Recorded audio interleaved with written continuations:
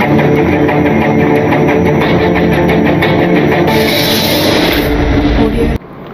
students, welcome to Chennai IAS Academy.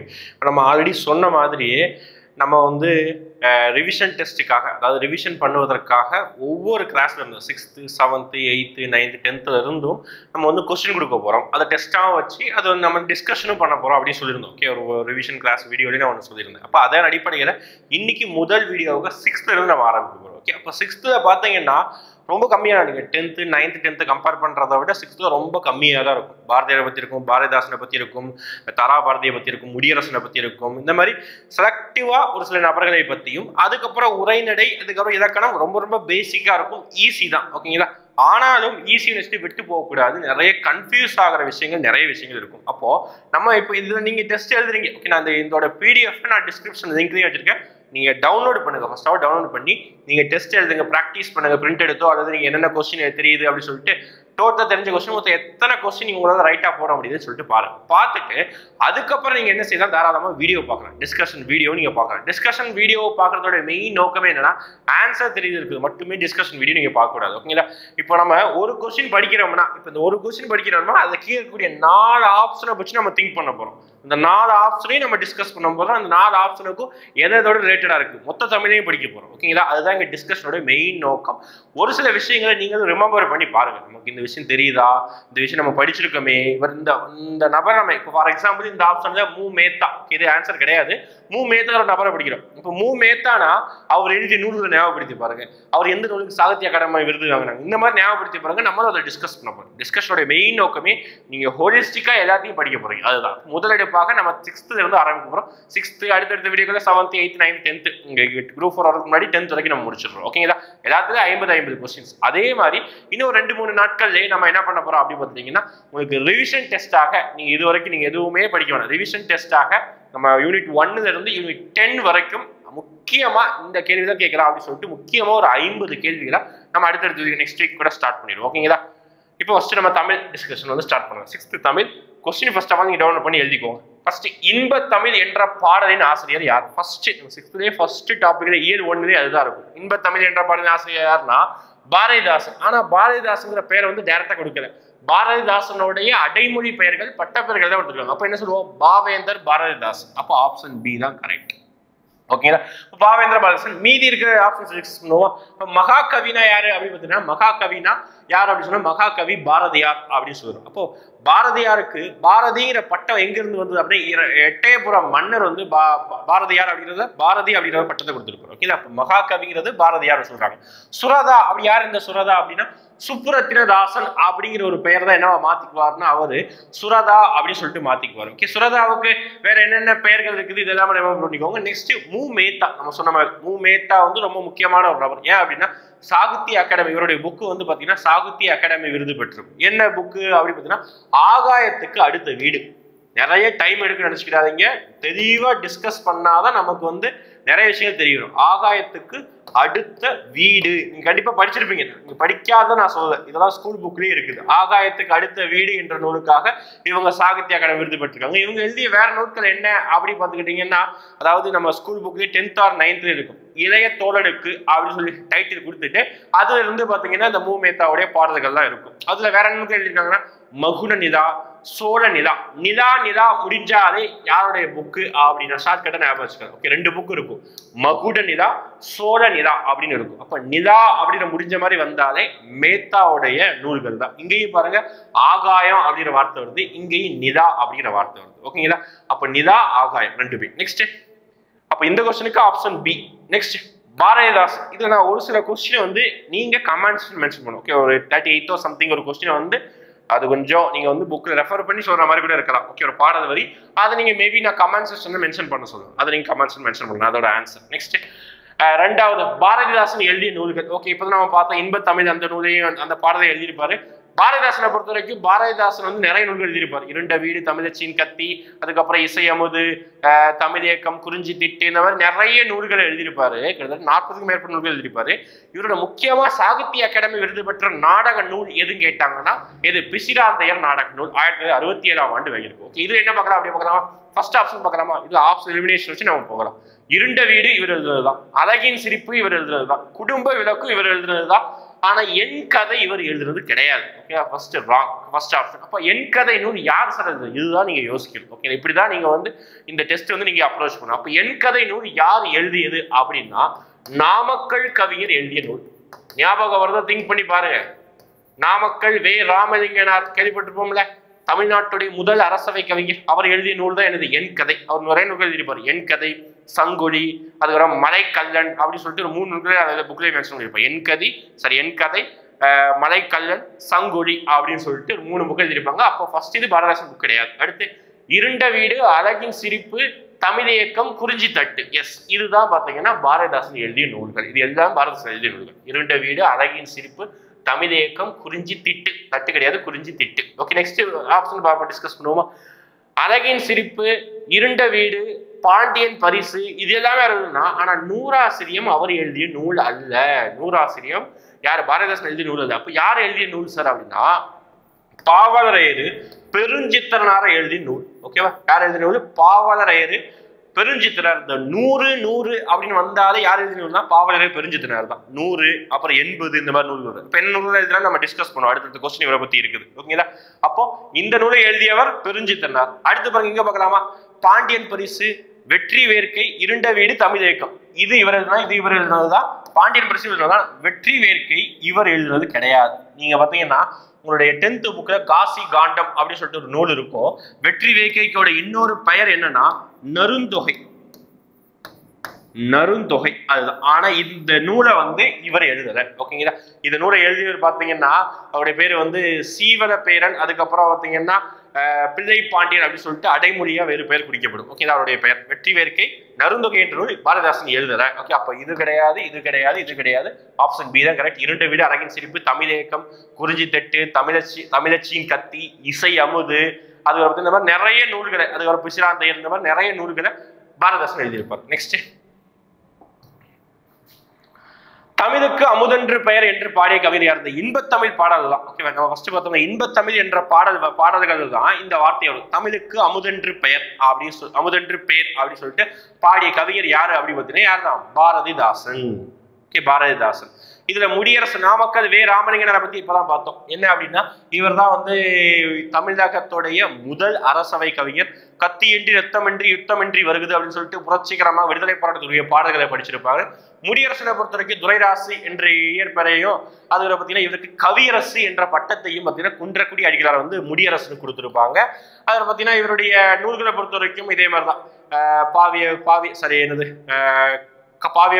பாவை அப்படின்னு சொல்லிட்டு நிறைய நூல்கள் வரும். ஓகே, நான் அடுத்து சொல்றேன். நெக்ஸ்ட், கீழ்கண்டவற்றில் பாரதிதாசன் நாடக நூல். இப்பதான் நம்ம சொன்னோம் பாரதிதாசன் இயற்றிய நாடக நூல்களை பொறுத்த வரைக்கும் பிசிராந்தையர் நாடக நூல். ஓகேவா? இதுக்கு பாரதிதாசன் என்ன அவார்டு வாங்கியிருப்பாரு அப்படின்னா சாகித்ய அகாடமி அவார்டு வாங்கியிருப்பார்.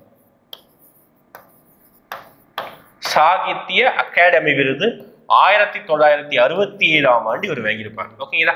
பாண்டியன் பரிசு, இருண்ட வீடு, குடும்ப விளக்கு, இது எல்லாமே அவர் எழுதுனதுதான். இதுல குடும்ப விளக்கு பத்தின குடும்பத்தை பத்தி பேசக்கூடிய ஒரு நூல் 5 பகுதிகளாக பிரிக்கப்பட்டிருக்கும். ஓகே, 5 பகுதிகளாக 5 பாகங்களாக பிரிக்கப்பட்டிருக்கும். ஓகேங்களா?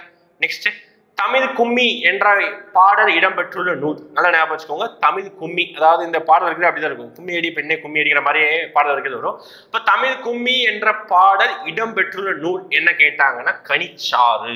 ஓகேங்களா? கனிச்சாறு, இதுவும் 6th இருக்குது. கனிச்சாறு 8 பகுதிகளாக பிரிக்கப்பட்டிருக்கும். ஓகேங்களா? கனிச்சாறு என்ற நூல். மீதி எல்லாம் இந்த பாடலை, கனிச்சாறு என்ற பாடலை இயற்றியவர் யார் அப்படின்னா நான் சொன்னேன் நூறாசிரியம். 100 அப்படிங்கிற ஒரு வார்த்தை வந்தாலே இந்த எல்லா பாடலையும் இயற்றியவர் யார் அப்படின்னா பாவலரையர் பெருஞ்சித்திரனார். பாவலரையர் பெருஞ்சித்திரனார் எல்லாமே தான். கொய்யாக்கனி அவர் இருந்ததுதான். கொய்யாக்கனி, அதுக்கப்புறம் பார்த்தீங்கன்னா நூறாசிரியம், எண் தொகை 80, மகுப்பூ குவஞ்சி, அதுக்கப்புறம் தான் பள்ளிப்பறவைகள், கனிச்சாறு, இந்த மாதிரி நிறைய நூல்களை பாவலரையர் பெருஞ்சித்திரனார் எழுதியிருப்பாரு. இவரோட அடைமொழி தான் என்னது? பாவலரையர். ஓகே, நெக்ஸ்ட், திருப்பி அவர் தொடங்கிய இதழ்கள் தென்மொழி, தமிழ் சிட்டு, தமிழ் நிலம் அப்படின்னு சொல்லிட்டு ஒரு 3 இதழ்களை நடத்தியிருப்பார். தென்மொழி, தமிழ் சிட்டு, தமிழ் நிலம் என்ற 3 இதழ்களை நடத்தியவர் யாரு? பெருஞ்சித்திரனார். ஓகேங்களா, பெருஞ்சித்திரனார். Okay, next. பின்வருவனவற்றில் பெருஞ்சித்திரனார் எழுதாத நூல் நம்ம இப்பதானே பார்த்தோம். அதாவது கொய்யாக்கனி இவர் எழுதின நூல் தான். 100 அப்படின்னு வந்தாரு, 100 ஆசிரியமும் இவர் எழுதின நூல் தான். உலகியல் 100 அப்படி நூலையும் எழுதினது இவர் தான். இப்பதான் பார்த்தா கணிச்சாரு 6th இருக்குது. இப்பதான் பார்த்திருந்தோம், அதான் ஆன்சராக பார்த்திருந்தோம். அப்ப இதுவும் பெருஞ்சித்திரனார் எழுதிய நூல் தான். சங்கொலி இது மட்டும் பெருஞ்சித்திரனார் எழுதாத நூல். ஓகே, அப்ப சங்கொலி யார் எழுதினா நம்ம இதை இப்பதான் பார்த்தோம். மலைக்கல்லன், சங்கொலி, அதுக்கப்புறம் பார்த்தீங்கன்னா என் கதை என்ற 3 நூலை எழுதியவர் யார் அப்படின்னா நாமக்கல் கவிஞர். நாமக்கல் கவிஞர். Okay, next. பள்ளிப்பறவைகள், பாவிய கொத்து என்ற நூல்களின் ஆசிரியர் யாரு? அதாவது பெருஞ்சித்திரனாருடைய பேர் இங்க டைரக்டா கொடுக்காம அவருடைய இயற்பெயரை கொடுத்திருக்கிறாங்க. ஓகேங்களா, அப்ப இயற்பெயர் எதுவும் பார்க்கலாமா? அரங்கசாமி கிடையாது, துரைராசு கிடையாது, துரை மாணிக்கம். அவருடைய இயற்பெயர் துரை மாணிக்கம். அவர் தான் அதான் ஆன்சர். பாருங்க, இப்படியும் கொஸ்டின் கேட்பதற்கான வாய்ப்பு இருக்கு. இப்ப நான் கொஸ்டின் கொடுத்தது எல்லாமே ஒரு 1 வேர்ட் கொஸ்டினா மட்டுமே, அதாவது இந்த எம்சிக்யூவா மட்டும் தான் கொடுத்துருக்கிறேன். ஆனா இதே கொஸ்டின் தான் அவங்களுக்கு ஸ்டேட்மெண்ட் கொஸ்டினாவும் கூற்று காரணம் கொஸ்டினாவும் மேற்படி வரலாம். ஓகேங்களா, அப்போ துரைராசு, அது அரங்கசாமி இதெல்லாம் கிடையாது, துரை மாணிக்கம் தான் ஆன்சர். நெக்ஸ்ட், இளங்கோவடிகள் எந்த மரபை சேர்ந்தவர்? ஆக்சுவலா இளங்கோவடிகள் எழுதிய நூல் அப்படின்னா என்னதான்? சிலப்பதிகாரம். இவர் ஒரு மன்னர் பரம்பரை. ஓகேவா, அவர் வந்து நூல் எழுதியிருப்பார். எந்த மன்னரை சேர்ந்தவர்? அவங்க தான். ஓகே, சேர மரபு. சேர மரபை சேர்ந்தவர்கள். இவங்களுடைய அண்ணனும் பார்த்தீங்கன்னா சேர மன்னராக இருப்பார். சேரன் செங்குட்டுவன் என்ற மன்னர். அவருடைய அண்ணன் தான் யார் அப்படி பார்த்தீங்கன்னா இந்த இளங்கோவடிகள், சிலப்பதிகாரத்தை இயற்றிய ஆசிரியர். அடுத்து இளங்கோவடிகள் அருளிய காப்பியம். இளங்கோவடிகள் என்ன காப்பியத்தை இயற்ற? இப்பதான் பார்த்தா என்னது? சிலப்பதிகாரம். சிலப்பதிகாரம் ரொம்ப ரொம்ப முக்கியம். முத்தமிழ் காப்பியம், குடிமக்கள் காப்பியம், இந்த மாதிரி நிறைய நூல்கள், நிறைய பேர்களால் இந்த நூல்கள் அழைக்கப்படும். இதுவும் இந்த மணிமேகலை என்ன சொல்லுவாங்க? இரட்டை காப்பியம் என்ன சொல்லுவாங்க? இப்போ மணிமேகலை இயற்றியவர் யார் அப்படின்னு கேட்டாங்கன்னா சீத்தலை சாத்தனார். மணிமேகலை இயற்றியவர் யார்? சீத்தலை சாத்தனார். அப்போ இது வந்து நமக்கு சிம்பிளா தெரியும். சீத்தலை சாத்தனாருக்கு சாத்தனார் அப்படிங்கிற ஒரு டைட்டிலையும், அதுக்கப்புறம் பார்த்தீங்கன்னா இந்த சைத்தலை சாத்தனார் தான் என்ன பண்ணியிருப்பாருன்னா இளங்கோவடிகளுக்கு இந்த கண்ணகி கதையை, சிலப்பதிகார கதையே சொல்லியிருப்பார். அதுக்கப்புறம் தான் சிலப்பதிகாரத்தை எழுதுவார் இளங்கோவடிகள். ஓகே, அது ஞாபகம் வச்சுக்கணும். அதுக்கப்புறம் சீவக சிந்தாமணி எழுதியவர் யார் அப்படின்னா திருத்தக்க தேவர். சிம்பிள் ஒன்று தான் கேட்டுட்டு இருக்கிறோம். திருத்தக்க தேவர். சீவக சிந்தாமணி 13 இளம்பகங்களை கொண்டுள்ளது. 13 இளம்பகம். நாமகள் இளம்பகத்திலிருந்து முக்தி இளம்பகம் வரை மொத்தமாக 13 இளம்பகங்களை கொண்டுள்ளது. அடுத்து வளையாபதி, நமக்கு தெரியும் 50 காப்பியங்கள் ஒன்றானது வளையாபதி தான். நெக்ஸ்ட் இப்ப சொன்ன மாதிரிதான் முதல் காப்பியம், முத்தமிழ் காப்பியம், சமுதாய காப்பியம், ஒற்றுமை காப்பியம், அப்புறம் பாத்தீங்கன்னா நாடக காப்பியம். இது எல்லாத்துக்கும் ஒரே பேர் சிலப்பதிகாரம். ஓகே, சிலப்பதிகாரம். ஓகேங்களா, அப்ப இதுல வந்து வேற என்ன ஆப்ஷன்ஸ்? இப்பதான் சிவசிந்தாமணி டிஸ்கஸ் பண்ணோம். ஓகே, சிவசிந்தாமணியோட இன்னொரு பெயர் என்ன அப்படின்னா மனநூல். இது ஞாபகம் வச்சுக்கணும். ஓகேங்களா, திருத்தக்க தேவர் இது நமக்கு ஈஸி தான், ஆனா மனநூல் ஞாபகம் வச்சுக்கணும். சிவசிந்தாமணியோட இன்னொரு பெயர் மனநூல். ஓகே, அடுத்து ராவண காவியம் ரொம்ப ரொம்ப முக்கியங்க.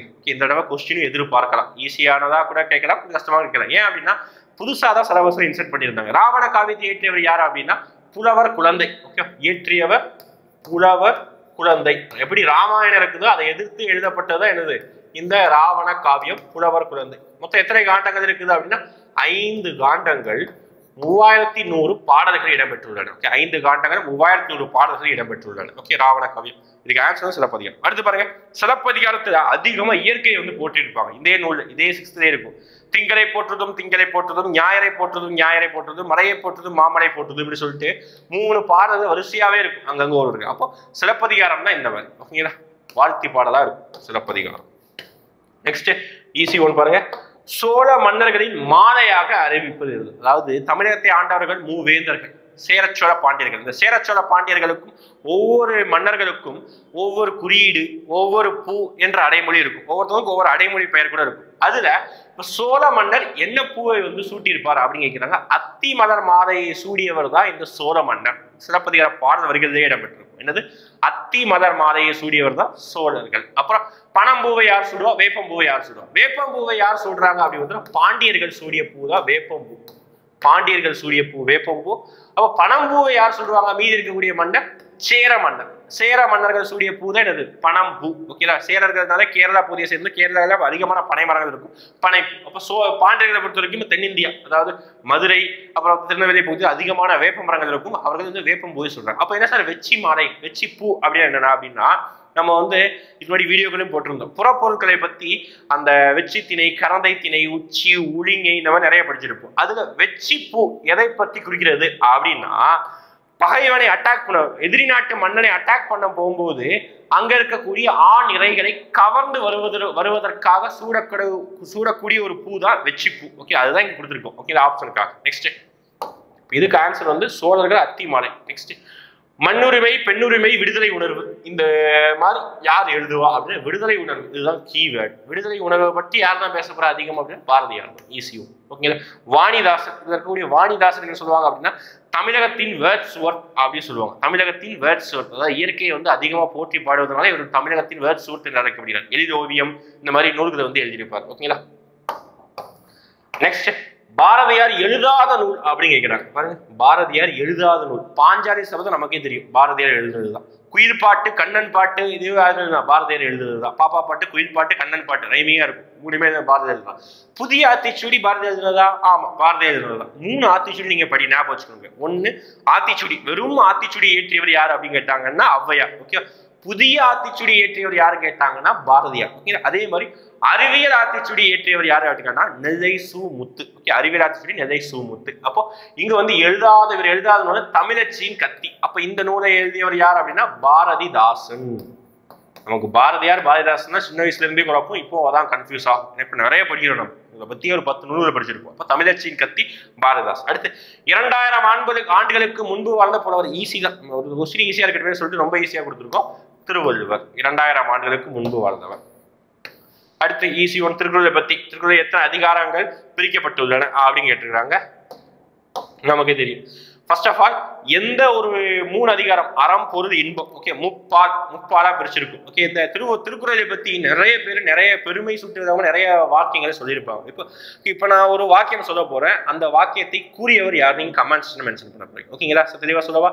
அதாவது உரை, எவ்வளவு உரையை ஊற்றினாலும் புளிக்காத பால் தந்தை தந்த முப்பால். அதெல்லாம் ஞாபகம் வச்சுக்கோங்க. எவ்வளவு உரை ஊற்றினாலும் புளித்து போகாத பால் எம் தந்தை கொடுத்த முப்பால் அப்படின்னு சொல்லிட்டு, அதாவது எவ்வளவுதான் உரை ஊற்றினாலும் என்னோட ஐயன், அதாவது திருவள்ளுவன் கொடுத்த முப்பால், திருக்குறள் வந்து அழிந்து அதாவது சொல்றது புளித்து போகாத ஒரு பாலா இருக்குது அப்படின்னு சொல்லிட்டு ஒரு நபர் வந்து இந்த பெருமை சுட்டு விதமாக ஒரு ஸ்டேட்மெண்ட் சொல்றாங்க. இந்த கூற்றை கூறியவர் யாரும் சொல்லணும். ஓகேங்களா, கமெண்ட்ஸ்ல மென்ஷன் பண்ணுங்க. ஓகே, அப்ப திருக்குறளை பொறுத்த வரைக்கும் என்னென்ன மூப்பால இருக்குது? அறம், பொருள், இன்பம். அது நமக்கு தெரியும். பொருளுக்கு தான் வந்து அதிகமான என்ன சொல்றா அதிகாரங்கள் கொடுத்துருப்பாங்க. அப்போ அதிகமானது அப்படின்னாலே 70, 75. அப்போ 70. ஓகேங்களா, அப்ப அறத்துக்கு 38, பொருளுக்கு 70, இன்பத்து பாலுக்கு 25.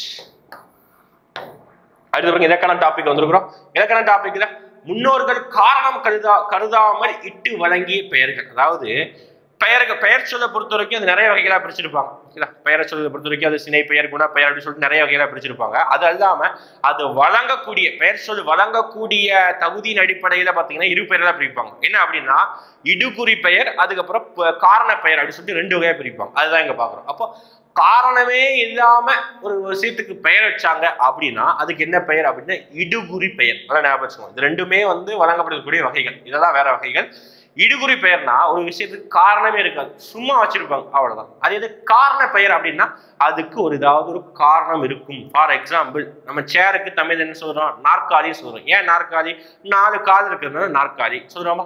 அதே மாதிரிதான் காரணத்தோட ஒரு பெயர் வச்சாங்கன்னா, இப்ப பறவை பறக்குது, அதனால அதுக்கு பெயர் வச்சிருக்காங்க பறவை அப்படின்னு வச்சிருக்காங்களா? அப்ப இதெல்லாம் காரண பெயர். காரணமே இல்லாம சும்மா வச்சிருப்பாங்க பாருங்க, அதுக்கு பெயர் தான் இடுகுறி பெயர். அதுதான் காரணம் கருதாமல் இட்டு வழங்கிய பெயர் இடுகுறி பெயர்.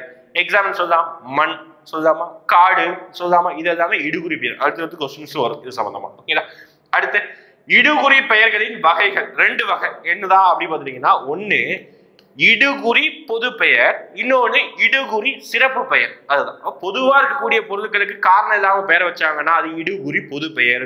பொதுவா இருக்கக்கூடிய பொருட்களுக்கு கொஞ்சம் சிறப்பம்சத்தை காமிச்சு ஒரு பெயர் வச்சாங்க, அதுக்கும் காரணம் இருக்காது, அப்படி பெயர் வச்சாங்கன்னா அது இடுகுறி சிறப்பு பெயர். ஓகே, இடுகுறி பொது பெயர், இடுகுறி பொது பெயர், அதே மாதிரி இடுகுறி பொது சிறப்பு பெயர். பொது கிடையாது, இடுகுறி சிறப்பு பெயர். ரெண்டு இது வகையா இருக்கு. அப்ப ஆப்ஷன் ஏ இரண்டு வகைகளாக பிரிக்கப்பட்டிருக்கு. இடுகுறியுடைய ரெண்டு வகைகள். ஓகே, எக்ஸாம்பிள் இடுகுறி பொது பெயருக்கு என்ன சொல்லலாம்? காடு அப்படின்னு சொல்லலாம். இடுகுறி சிறப்பு பெயருக்கு என்ன சொல்லலாம் அப்படின்னா கருவேலங்காடு சொல்லலாம். அவ்வளவுதான். நெக்ஸ்ட் இங்க வரும் தெளிவா கொடுத்துருக்காங்க. இது எதுக்கு எக்ஸாம்பிள்ஸ். இது தவறான இணையை கண்டுபிடிக்கணும். கொஸ்டின் வாசிக்கும் டிஎன்பிஎஸ்சி தேர்வுகளில் கொஸ்டின் வாசிக்கும் அவசரப்பட்டு எதையும் வாசிக்கணும். ஒரு சில சரியானதை கேட்பாங்க, தவறானதை கேட்பாங்க. நம்ம கொஸ்டினை பார்த்தோட சரியானது எதுவும் கேட்கிறாங்க. ஆப்ஷன் ஏ பார்த்தா சரியா இருக்கு, நம்ம டிக் போட்டு வந்துடக்கூடாது. ஓகே, எப்பவுமே கொஸ்டினை முழுமையா வாசிக்கணும், கரெக்டா வாசிக்கணும். காரண பெயர்கள் நான் சொன்னேன். காரண பெயர்னா அதுக்கு ஒரு காரணம் இருக்கும், அதனாலதான் வச்சிருப்பாங்க. காரண பெயர்கள் எடுத்துருங்க.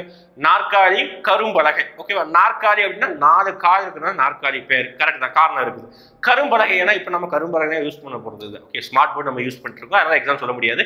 பிளாக் போர்டு நான் ஸ்கூல்ல நாம படிச்சிருக்கோம். பிளாக் போர்டு ஏன் அப்படின்னா கருப்பா இருக்குது, என்ன வச்சிருக்காங்க? கரும்பலகை பேர் வச்சிருக்காங்க. அப்ப காரண பேர் தான், இது கரெக்ட் தான். ஓகே, அடுத்து இடுகுறி சிறப்பு பெயர் அப்படின்னு நான் சொன்னேன். இடுகுறி இது மா இல்ல மரம், பிரிண்டிங் மிஸ்டேக். ஓகேவா?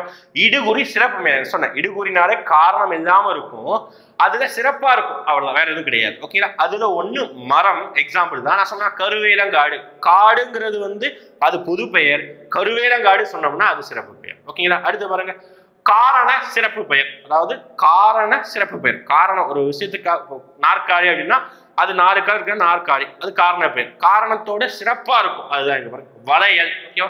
அது வளைந்து கைக்குள்ள போறதுனால வளையல். ஓகேவா? அதுக்கப்புறம் பாத்தீங்கன்னா பறவைங்கிறது காரண பெயருடைய பொது பெயர். காரண பொது பெயர் பறவை சொல்லுதான். அதே பறவை மரத்தை கொத்தி கொத்தி கொத்தி கொத்தி சாப்பிட்டா அதுக்கு என்ன பேரை வச்சுட்டாங்கன்னா மரங்கொத்தின்னு பேரை வச்சுட்டாங்க. அப்ப என்ன, அந்த மரத்தை கொத்துறதுனால அதுக்கு என்ன பேரு? மரம் கொத்தி. அதனால இது எல்லாமே கரெக்ட் தான். ஓகேங்களா? காரண சிறப்பு பெயர் கரெக்ட் தான். இடுகுறி பொது பெயர், நான் பொது பெயர்னா சொன்னேன், காமனா இருக்கணும். காடு, மண், இந்த மாதிரி காமனா இருக்கணும். அப்ப பாருங்க, தென்னை அப்படின்னா அது ஒரு மரத்தோடைய சிறப்பு, ஒரு மரத்தோடைய இன்னொரு பேரா இருக்குது. அப்போ இது சிறப்பு பேரா இருக்க முடியாது. ஓகே, பொது பேரா இருக்க முடியாது. இது ஒரு சிறப்பு பெயர்கள். ரெண்டுமே பாத்தீங்கன்னா இடுகுறி சிறப்பு பெயர்கள். அப்ப இதுதான் தப்பு. அப்ப நமக்கு இதுதான் ஆன்சர். தவறானதுதான் கேட்டுக்கிறாங்க. ஓகே, அடுத்து இயல்பு நவிர்ச்சி அணியின் வேறு பெயர் என்ன? Easy one. இயல்பு நவிர்ச்சி அணியின் இன்னொரு பெயர் தன்மை நவிர்ச்சி அணி. ஓகே, இது நம்ம கொடுத்துருப்பாங்க ஸ்கூல் புக்ல. ஃபர்ஸ்ட் ஆஃப் ஆல் அணி என்றால் என்ன? அணி என்பதன் பொருள் என்ன? அழகு. ஈஸியா சிம்பிளா தான் கொடுத்துருப்பாங்க. அழகு என்பது அணியுடைய பெயர். இயல்பு நிவர்ச்சி அணி, இப்போ உயர்வு நிவர்ச்சி அணி அப்படின்னு சொல்லிட்டு 2 வகையா இருக்கும். நீ அணி இலக்கணம் 10th 9th ரொம்ப பெரிய டாபிக்கா படிப்பீங்க. ஒவ்வொரு குரோதம் என்னென்ன அணிகள் அப்படின்னு சொல்லிட்டு தெளிவா படிப்போம். அடுத்து பாருங்க, ஒரு பொருளின் இயல்பை மிகைப்படுத்தி அழகுடன் கூறுவது என்ன அணி அப்படின்னு கேட்கிறாங்க. என்னது? அவ்வளவுதான், மிகைப்படுத்தி கூறுறோம்ல. அப்ப என்னது? உயர்வு நிவர்ச்சி அணி. அது என்ன இருக்குதோ அது இயல்பா கூறுனா அது இயல்பு நிவர்ச்சி அணி. ஓகேவா? அதே இது அதை உயர்வா சொல்லி கூறுனா உயர்வு நிவர்ச்சி அணி. ஓகே, நெக்ஸ்ட் பாருங்க, கமுகு என்ற இதையின் பெயர் என்ன? அதாவது நம்மளுடைய இலக்கணத்துல பாத்தீங்கன்னா நம்ம தமிழ்ல நிறைய விஷயங்கள் நம்ம எல்லாத்துக்கும் இதையும் சொல்லிட்டு போயிடுவோம். வாத இலை, பண இலை அப்படின்னு எல்லாத்துக்கும் நம்ம இதையை சொல்லிட்டு போயிடுவோம். ஆனா தமிழ்ல ஒவ்வொரு விஷயத்துக்கும் ஒவ்வொரு செடிக்கும் அந்த இதையோட பெயர் ஒவ்வொருத்துக்கும் மாறுபடும். ஓகேங்களா? இப்ப கமுகு அப்படின்னு நம்ம இந்த வார்த்தை கேள்விப்பட்டிருக்க மாட்டோம். அப்ப கமுகு அப்படின்னு என்னன்னா பாக்குக்கு தான் கமுகு அப்படின்னு சொல்லுவாங்க.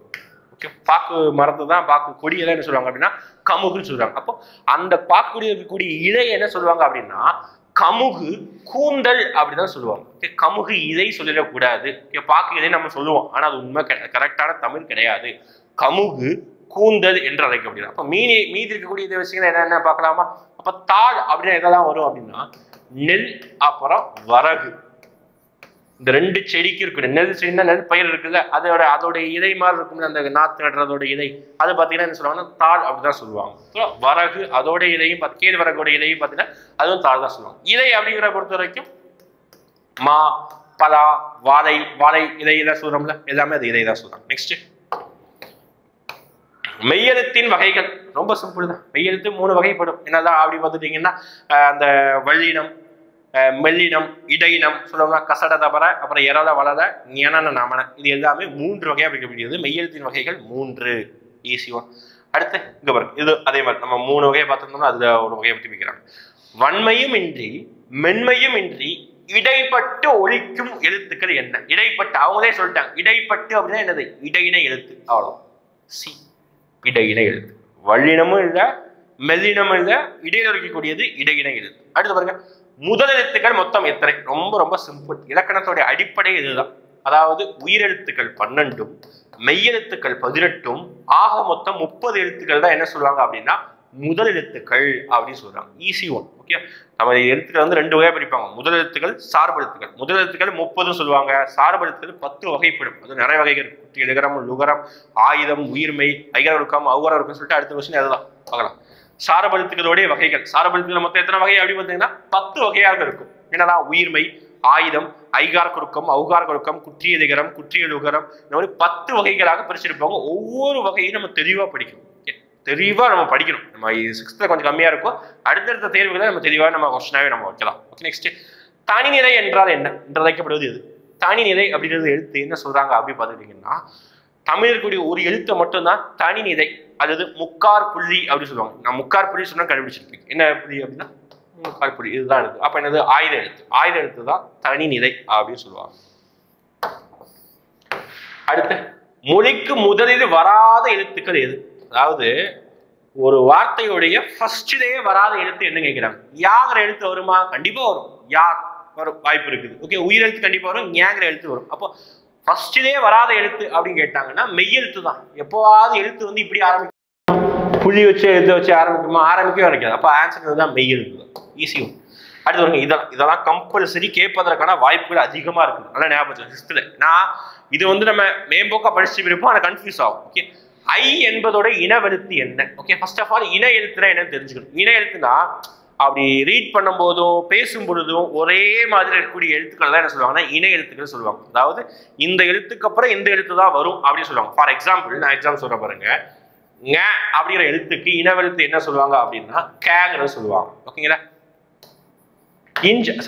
அந்த இந்த எழுத்துக்கு துணை எழுத்து பார்த்தீங்கன்னா ஓகே இந்த சே சொல்லுவாங்க. அப்போ என்ன எக்ஸாம்பிள் அப்படின்னா திங்கள் சொல்றாங்களா?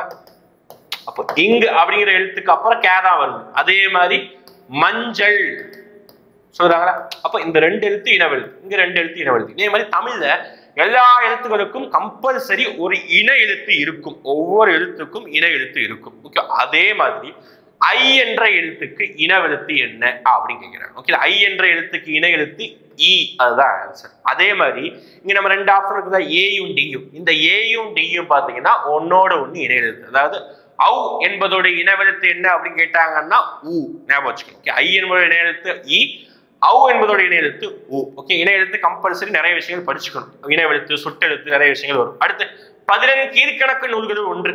அதாவது தமிழ் இலக்கியங்கள்ல 2 வகையா பிரிச்சிருப்பாங்க நூல்களை. 14 கீழ்கணக்கு, 14 மேற்கணக்கு. ஓகே, 14 மேற்கணக்கு என்ன சொல்லுவாங்கன்னா 8 தொகையும் 10 பாட்டும் சேர்ந்ததுதான் 14 மேற்கணக்கு. 14னா 11 அப்படின்னு ஞாபகம். 18 நூல்கள். 14 அப்படிங்கிறதுக்கு என்ன அர்த்தம்னா 18 நூல்களை கொண்டதுதான் 14 கீழ்கணக்கு. 14 மேற்கணக்குன்னா 8 தொகையும் 10 பாட்டு 14 மேற்கணக்கு. 14 கீழ்கணக்குனா அற நூல்கள், அற இலக்கியங்கள் சொல்லிட்டு நிறைய விஷயங்கள் வரும். அப்போ அந்த நூல்கள்ல ஒண்ணு எது அப்படின்னு கேட்கிறாங்க. இதுல பாத்தீங்கன்னா இந்த குறிஞ்சி பாட்டு, முல்லை பாட்டு இது 10 பாட்டு வரக்கூடியது. ஓகே, அதை விட்டுருங்க. அப்போ அது கிடையாது. ஓகே, அவரோட பரிபாடல் அப்படி பார்த்துட்டீங்கன்னா 8 தொகையில பரிபாடல் ரொம்ப ரொம்ப முக்கியமான இடம் வகிக்கிறது. ஓகே, 8 தொகை ஏன் அப்படின்னா 8 தொகையில அகமும் புறமும் பேசக்கூடிய ஒரு பாடல் அப்படின்னு சொன்னாங்கன்னா அது பரிபாடல் தான். என்னது? அகமும் புறமும் பேசக்கூடிய ஒரு பாடல் பரிபாடல். அதே மாதிரி நருந்தொகை பார்த்தீங்கன்னா நம்ம இப்பதான் பார்த்தோம். வெற்றி வேர்க்கை சொல்லிட்டு அதிவீரராம பாண்டியன் எழுதிய ஒரு நூல் தான் இந்த நருந்தொகை. இதெல்லாம் வந்து ஒரு கடந்த ஒரு 500 வருஷங்கள் எழுதப்பட்டதுதான், சங்க இலக்கியங்களே கிடையாது. அப்ப இதுவும் கிடையாது, முதல் வராது. அப்ப எதுதான் வரும்னா ஆசார கோவை தான் வரும். ஓகே, ஆசார கோவை நமக்குடைய சிலபஸ்ல 6th இருக்குது. நல்லொழுக்கங்களின் தொகுப்பு என்று கூறக்கூடியது அந்த ஆசார கோவை. ஓகே, நெக்ஸ்ட் அதான் பாருங்க. ஆசார கோவையோட ஆசிரியர் யார் பாருங்க. பெருவாயின் முள்ளியார். பெருவாயின் முள்ளியார். ஆசார கோவைனா என்ன? நல்லொழுக்கங்களின் தொகுப்பு என்று சொல்லுவாங்க. நல்ல ஒழுக்கங்களுடைய தொகுப்பு அப்படின்னு சொல்லுவாங்க. இது வந்து ஒழுக்கம்னா இப்படிதான் இருக்குன்னு சொல்லிட்டு ஒழுக்க விதைகளாக ஒரு 8 விதைகள் இருக்கப்படும். ஒழுக்க விதைகளாக 8 விதைகள் இருக்கப்பட்டிருக்கும். அப்புறம் மீதி ஆப்ஷன்ல எழுதினவங்க யாரும் பார்த்துடலாமா? ஓகே, மூன்றரையனார் அப்படின்னா பழமொழி 400 நூலை எழுதியவர் யாரு? மூன்றரையனார். என்ன நூல்? பழமொழி 400. பழமொழி 400 என்ற நூலை எழுதியவர் யாரு? மூன்றரையனார். நல்லாத்தனார் என்ற நூலை நல்லாத்தனார் எந்த நூலை எழுதினார் அப்படின்னா திரிகடுகம். திரிகடுகம். ஓகே, நெக்ஸ்ட் விளம்பி நாகனார் எழுதிய நூல் என்ன பார்த்தீங்கன்னா நான்மணி கடிகை. நான்மணி கடிகை. விளம்பி நாகனார். அடுத்து ஓகேவா? அப்ப இதுக்கு வந்து பெருவாயின் மொழியர் ஆசாரக்கோவை 8 நல்லுக்க விதைகள் ஞாபகம் வச்சுக்கோங்க. கொஸ்டின் கேட்கலாம் இந்த மாதிரி யூனிக்கானதான் கேட்பாங்க. டிஃபரெண்ட் ஆனது யாருமே படிக்காத விஷயத்தை ஃபோக்கஸ் பண்ணி படிச்சுக்கோங்க. கோவை நூல் ஆசிரியர் தான் ஈஸி தான். அதை பத்தி சுத்தி சம்பந்தமா எல்லாத்தையும் படிச்சுக்கோங்க. அடுத்து நான் இனம் படைத்தவன் என்ற நூலின் ஆசிரியர் யாரு கேட்கிறாங்க. நான் இனம் படைத்தவன் என்ற நூலின் ஆசிரியர் முடியரசன். ஓகே, முடியரசன்.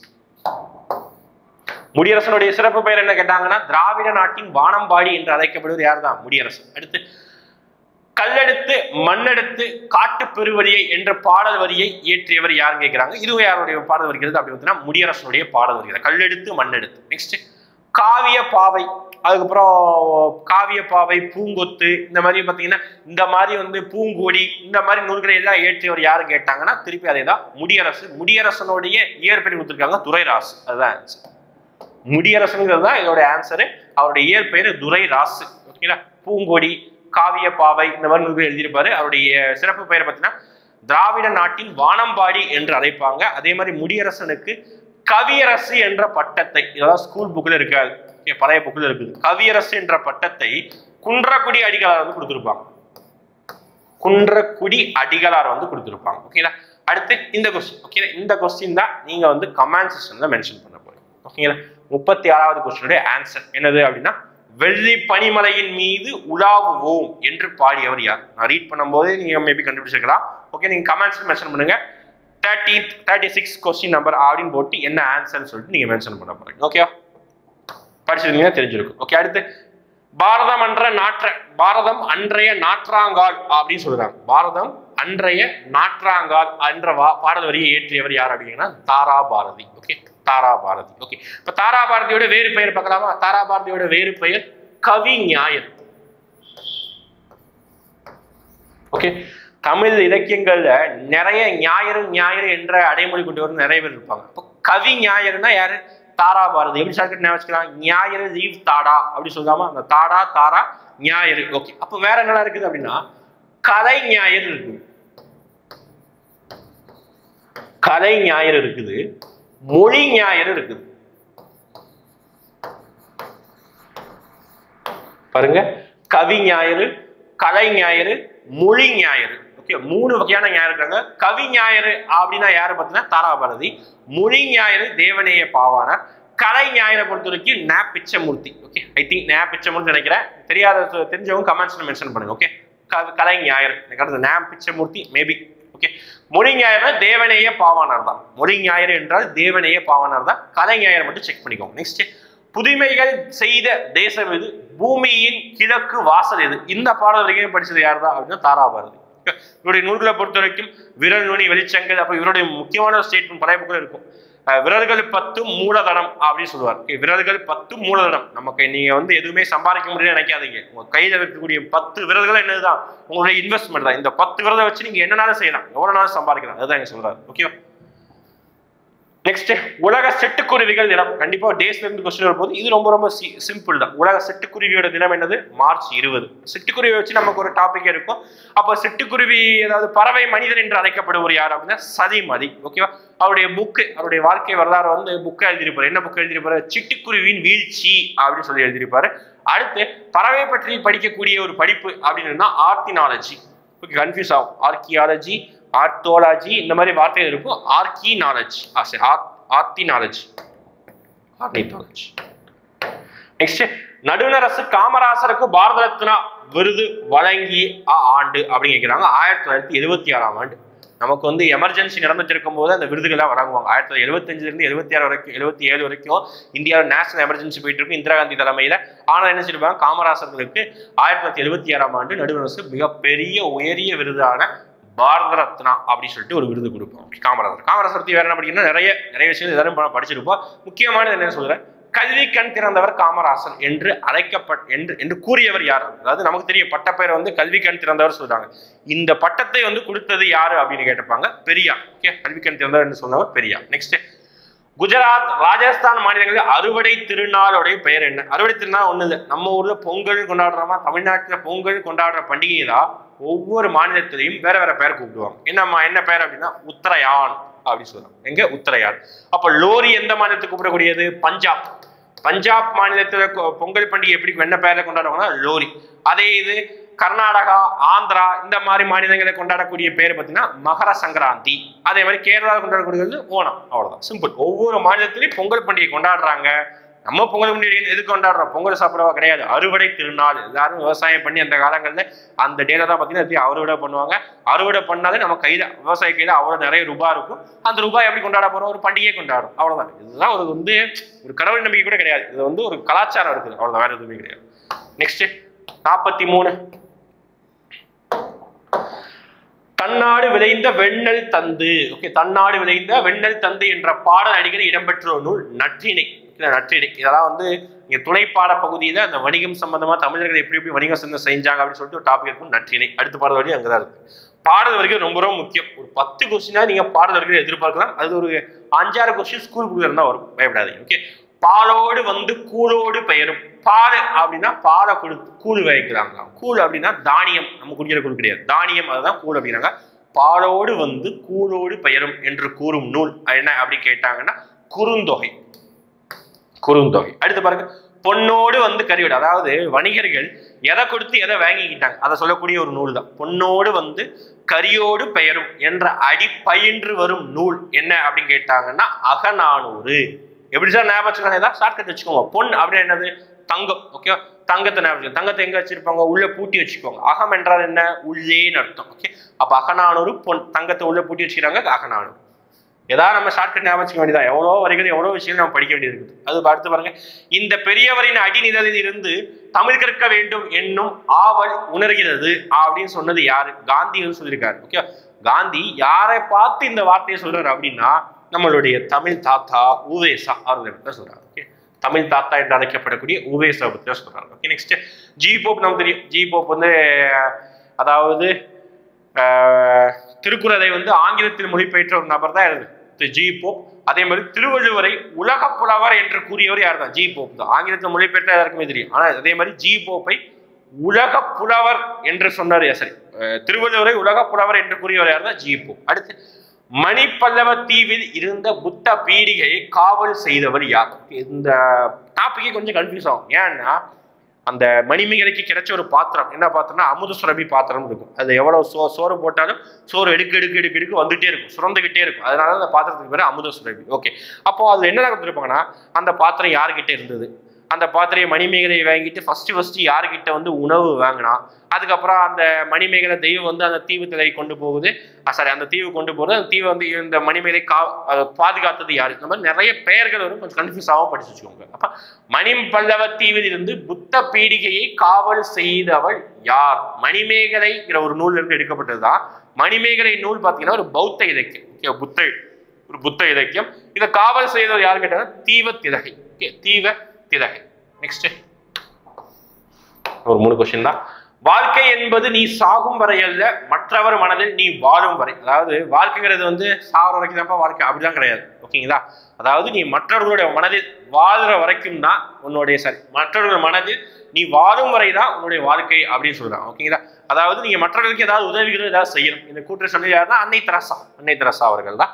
இதுல கைலாஷ் சத்யாத்ரி குழந்தைகளை பாதுகாப்போம் அப்படிங்கிற ஒரு அமைப்பை ஏற்படுத்தி 2014ஆம் ஆண்டு அமைதிக்கான நோபல் பரிசை இந்தியாவிலிருந்து பெற்றுக் கொடுத்த ஒரு நபர் தான் இந்த கைலாஷ் சத்யாத்ரி. அடுத்து சயின்ஸ் சம்பந்தமா, அறிவியல் சம்பந்தம் தமிழர்கள் எப்படிதான் வச்சுக்கிறாங்க அதுக்கு மாதிரிதான். அடுத்து ஆழ அமுக்கி முகக்கீனும் ஆழ்கடல் நீர் அப்படின்னு சொல்றாங்க. என்ன சொல்றாங்க? ஆழ அமுக்கி முகக்கீனும் ஆழ்கடல் நீர் என்ற பாடவரியை கூறியவர் யாரு கேட்டாங்கன்னா ஔவையார். நெக்ஸ்ட் எஸ் ராமகிருஷ்ணன் அவர்கள் எழுதிய நூல் நினைக்கிறாங்க. என்னது? எஸ் ராமகிருஷ்ணன் அவர்கள். இது எங்க இருக்கும் அப்படின்னா நம்மளுடைய துணைப்பாடம் டாபிக்ல கடைசி டாபிக்ல இந்த எஸ் ராமகிருஷ்ணன் அவர்களுடைய நூல்கள் தான் இடம்பெற்றிருக்கும். அவர்களுடைய நூல்களை பொறுத்த வரைக்கும் கால் முளைத்த கதைகள், அப்புறம் உபபாண்டவம், கதாவிலாசம், இந்த மாதிரி நிறைய நூல்கள் எழுதியிருப்பாங்க. இதுல கால் முளைத்த கதைகள் இதுதான் ராமகிருஷ்ணன் எழுதிய நூல்கள். ஓகேங்களா? இப்ப இந்த பால் வீதி, அப்துல் ரஹ்மான் எழுதிய நூல், அதுக்கப்புறம் பாத்தீங்கன்னா பூங்கொடி, இப்ப நம்ம பார்த்தா அந்த முடியரசன் எழுதிய நூல்கள், இது எல்லாமே. ஓகேங்களா? அப்போ மொத்தமா 50 கொஸ்டின் நம்ம டிஸ்கஸ் பண்ணியிருக்கோம். நீங்க இதை கேட்டதோட இதாக நீங்க என்னென்ன விஷயங்கள் நீங்க ஞாபகம் வச்சிருக்கீங்க, இதெல்லாம் நமக்கு மறந்து போகுது, இது ஒரு ரிமெம்பரா எடுக்க போறீங்க. ஜஸ்ட் ஒரு நம்ம 1 ஹவருக்கு நம்ம ஒரு வீடியோ வாட்ச் பண்றோம், அந்த வீடியோவை நமக்கு பயனுள்ளதா இருக்குதா, நம்ம ஜஸ்ட் ஆன்சரை மட்டும் பார்க்க முடியாது, டிஸ்கஷனா எடுத்துக்கிறோம், மற்ற டாபிக் நமக்கு எப்படி ரிமெம்பர் பண்றோம், நான் கேட்ட கேள்விக்கு நீங்க தெரிஞ்ச ஆன்சர் பண்ணுங்க, தெரியலன்னா தேடி ஆன்சர் பண்ணுங்க. ஓகேங்களா? அதுதான் 6th வந்து தரவா படிச்சு முடிச்சிட்டோங்கிறது ஒரு சாட்டிஸ்ஃபேக்ஷன் இந்த கொஸ்டினை பார்க்கும்போது தெரியும். ஓகே, தப்பா இருந்தாலும் பரவாயில்ல, அதை திருத்திக்கோங்க, நமக்கு பயந்துகிட்டு இருக்க வேணாம் அதுக்காக. ஓகேங்களா? அடுத்து நம்ம அடுத்த வீடியோக்கள் ஒரு 1 or 2 days நம்ம என்ன செய்யணும், அடுத்து 7th கிளாஸ் உடைய நம்ம கொஸ்டின் இதே 50 கொஸ்டின் நான் PDF வச்சிருக்கேன், அதை நீங்க ஜஸ்ட் பார்த்துட்டு அதுக்கப்புறம் கொஸ்டின் ஆன்சர் வந்து நீங்க வந்து டிஸ்கஷனா பார்த்துக்கோங்க. ஓகே, அப்போ இந்த கொஸ்டினை PDF அட்டாச் பண்ணி வச்சுக்கோங்க. ஓகேங்களா? தேங்க்யூ.